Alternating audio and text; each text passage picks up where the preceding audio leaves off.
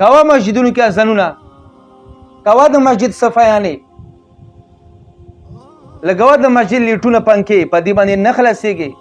کوم کرتوت چې دې کړي دي، کم 2 نمبر کارونه دې کړي دي، اول هغه سر ته ورسوه. ته ورته سره د سړي زوی نه شلي دی، ځان ته وایي زه خو جنتي یم، ما سره خو په جیب کې د جنت ټکټ دی. کلیوال به ورنه تنګ وي، د مسجد امام سره خو دې اسیم نه لګېږي داسې سړي. بعضې مشران به تاسو په مسجدونو کې لیدلی وي چې ټول عمر به حرامه خوړلی وي، ټول عمر به رشوت اخیستی وي، سودي کاروبار به یې کړی وي، د خلکو غوښې به یې خوړلی وي، په خلکو به یې ظلم کړی وي، او چې اخري وخت شي مسجد کې مخکې حساب کې یوه مساله واچي، کله به د مسجد لیټ لګوي، بټنو کې به ګوتې وایي، کله به اذانونه کوي، یعنې د مسجد انچارج به ځانه جوړ کړي او ځان ته به د دینداري نسبت کوي. ته ورته سره د سړي زوی نه شلی دی، ځان ته وایي زه خو جنتي یم، ما سره خو په جیب کې د جنت ټکټ دی.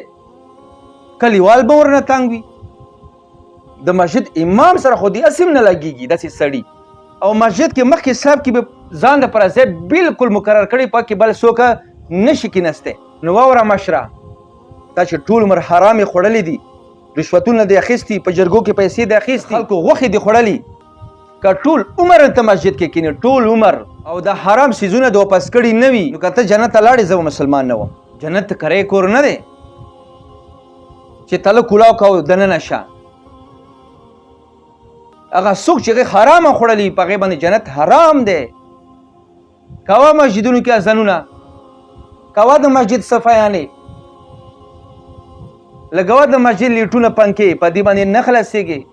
کوم کرتوت چې دې کړي دي، کم 2 نمبر کارونه دې کړي دي، اول هغه سر ته ورسوه، د هغې تدارک وکړه، خلکو نه معافي وغواړه، خلکو ته خپل حق واپس کا، بیا دې ته هر شی الله پاک قبلوي. که د خلکو ملونه دې والي دي، خلک دې زورولی دي، په خلکو دې ظلم کړی دی، کوه اذانونه. نبي علیه صلات وسلام فرمایي من اکل حراما، چا چې حرام خوړلی وي، لم یقبل الله منه صرفا ولا عدلا، نی نفل قبلوم او نی فرض قبلوم.